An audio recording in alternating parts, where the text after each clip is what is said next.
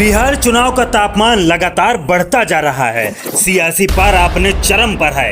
एक तरफ इंडिया गठबंधन के नेता राहुल गांधी, तेजस्वी यादव, अखिलेश यादव मिलकर बिहार की धरती पर भाजपा और एनडीए के खिलाफ मोर्चा खोले हुए हैं। वहीं दूसरी तरफ समाजवादी पार्टी ने अपने सबसे कद्दावर नेताओं को मैदान में उतारकर बिहार की राजनीति में नया उत्साह भर दिया है। अखिलेश यादव ने 30 स्टार प्रचारकों की लिस्ट जारी की है, जिसमें खुद अखिलेश यादव, डिंपल यादव, आजम खान, इकरा हसन, प्रिया सरोज और अयोध्या के सांसद अवधेश प्रसाद, लालजी वर्मा, नरेश उत्तम पटेल और बाबू सिंह कुशवाहा जैसे बड़े नाम शामिल हैं। लेकिन सबसे बड़ा नाम जिसने पूरे राजनीतिक माहौल को हिला दिया है वो है आजम खान का। 23 सितंबर 2025 को सीतापुर जेल से रिहाई के बाद अखिलेश यादव ने बिना वक्त गंवाए उन्हें पार्टी की रणनीति में शामिल कर लिया। अखिलेश यादव का यह कदम सिर्फ एक राजनीतिक फैसला नहीं, बल्कि बिहार चुनाव में मुस्लिम वोटों को एकजुट करने की रणनीति का अहम हिस्सा है। यूपी में मुस्लिम समुदाय के बीच गहरी पैठ रखने वाले आजम खान अब बिहार में लगभग 17% मुस्लिम मतदाताओं को प्रभावित करने की भूमिका में दिखेंगे। विश्लेषक मानते हैं कि आजम खान का प्रचार सीमांचल और आसपास के जिलों में निर्णायक साबित हो सकता है, जहां मुस्लिम मतदाता चुनावी तस्वीर बदलने की ताकत रखते हैं। अखिलेश यादव ने 10 बार के विधायक आजम खान की रिहाई को न्याय की जीत बताया और कहा कि उन पर लगे अधिकांश मुकदमे झूठे हैं। अब तक 40 के करीब मामले खारिज हो चुके हैं। अखिलेश यादव ने साफ कहा कि समाजवादी पार्टी आजम खान के साथ खड़ी है और उन पर लगे सभी फर्जी मुकदमे समाजवादी पार्टी की सरकार बनते ही खत्म कर दिए जाएंगे। आजम खान को स्टार प्रचारक बनाकर सिर्फ एक जिम्मेदारी नहीं, बल्कि सम्मान भी है उन संघर्षों का जो उन्होंने वर्षों तक झेले हैं। हालांकि आजम खान की रिहाई के बाद एक वक्त ऐसा भी आया जब उनके पार्टी छोड़ने की अफवाहें तेज हो गईं। लेकिन अखिलेश यादव से मुलाकात के बाद आजम खान ने साफ कहा, हम यहीं थे, यहीं रहेंगे। उन्होंने सरकार द्वारा दी गई Y+ सुरक्षा को भी लेने से इनकार कर दिया और कहा कि हमें कोई लिखित पत्र नहीं दिया गया है। उनकी ये साफ गोई और बेबाकी ही आज भी उन्हें भीड़ से अलग बनाती है। दूसरी ओर अखिलेश यादव ने युवा चेहरों पर भी भरोसा जताया है। इकरा हसन, जो यूपी की सबसे चर्चित सांसदों में से एक हैं, अब बिहार में सियासी समाजवादी विचारधारा का संदेश लेकर जाएंगी। वहीं अवधेश प्रसाद अयोध्या से सांसद और दलित समाज की सशक्त आवाज बिहार में अखिलेश यादव के साथ मंच साझा करेंगे।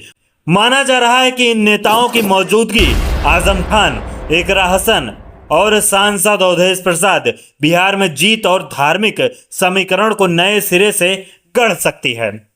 बिहार विधानसभा चुनाव की 243 सीटों पर एनडीए और इंडिया गठबंधन के बीच कांटे की टक्कर है। ऐसे में अखिलेश यादव की यह रणनीति सीधे नीतीश कुमार और भाजपा के लिए सिर दर्द बन गई है। आजम खान जैसे पुराने योद्धा और इकरा हसन जैसे नई ऊर्जा जब एक साथ प्रचार मैदान में उतरेंगे तो असर सिर्फ रैलियों में नहीं, मत पेटियों तक दिखाई देगा। बिहार में अब माहौल गर्म है, सियासी बयानबाजी तेज है, वार पलटवार जारी है। लेकिन अखिलेश यादव के इस कदम ने राजनीति में नई जान फूंक दी है।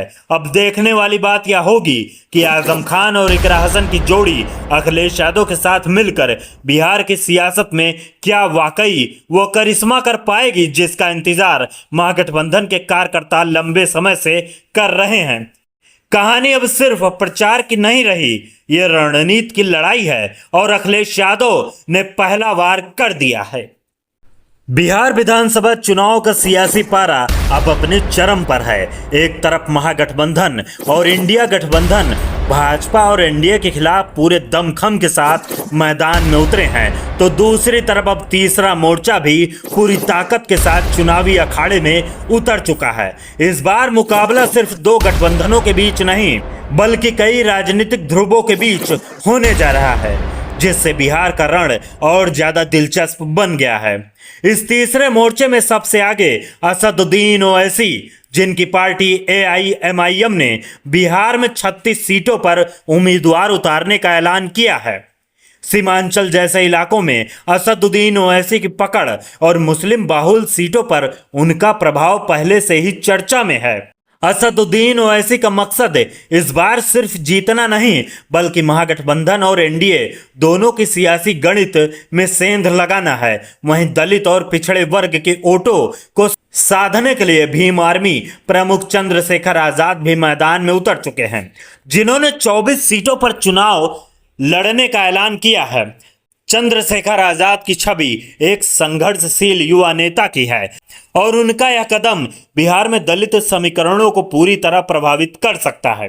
यही नहीं, स्वामी प्रसाद मौर्य भी अब तीसरे मोर्चे का हिस्सा बन चुके हैं और उन्होंने 4 सीटों पर प्रत्याशी उतारने की घोषणा की है।